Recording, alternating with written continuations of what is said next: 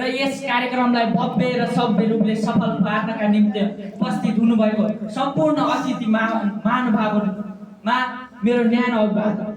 मेरो नाम प्रेम बुढा, जन्मघर ठाटीकाँत गाउँपालिका वार्ड नम्बर 3 बजाया दैले, हालको बसाइ वीरेन्द्रनगर 6 सुर्खेत। आजको यस international English language and computer इन्स्टिच्युटद्वारा सञ्चालित 7 दिने public speaking and personality development कार्यक्रम तथा सांस्कृतिक कार्यक्रममा मलाई शुभकामना मन्तव्य राख्ने एउटा सुनौलो अवसर दिनुभयो। त्यसको लागि आयोजक संस्थालाई हृदयदेखि नै हार्दिक कृतज्ञता व्यक्त गर्दछु। आज मिति 2082 साल आज हामी इन्टरनेसनल ल्याङ्ग्वेज एन्ड कम्प्युटर इन्स्टिच्युटको हलमा उपस्थित छौँ।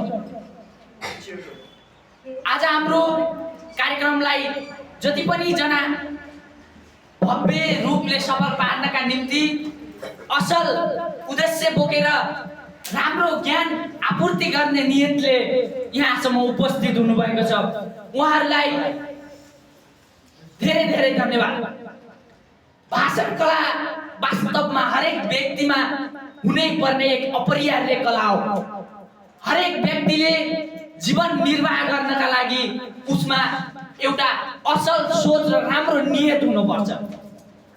त्यो असल सोच, राम्रो नियत समाजमा घुलमिल हुन सक्ने क्षमता, समाजमा कसरी मिलेर बस्ने, कस्तो खालको व्यवहारले आफ्ना छिमेकीहरूलाई आकर्षण गराउन सकिन्छ र आफ्नो हरेक दुःख सुखमा साथमै बस्न र साथमै रहन सिकाउँछ। भाषण कला एउटा त्यस्तो कला हो जसले हरेक व्यक्तिको मन जित्न सकिन्छ। तपाईको राम्रो भाषण कलाले तपाईले कुनै पनि ठाउँमा गएर आफ्नो दरिलो छाप छोडेर आउन सक्नुहुन्छ। तपाईहरुको त्यस ठाउँमा अस्तित्व कायम हुन्छ।